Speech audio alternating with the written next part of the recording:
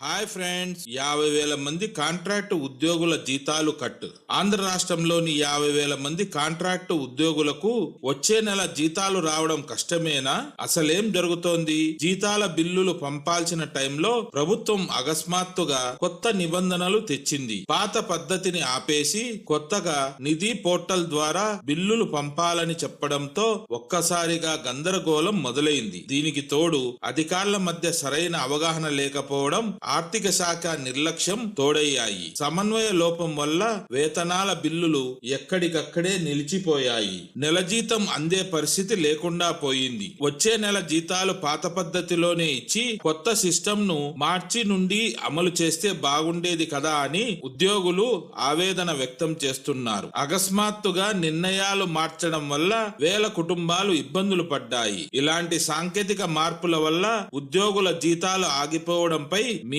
అభిప్రాయం ఏంటి? కామెంట్ చేయండి. మరిన్ని అప్డేట్స్ కోసం మన ఛానల్ ను సబ్స్క్రైబ్ చేసుకోండి.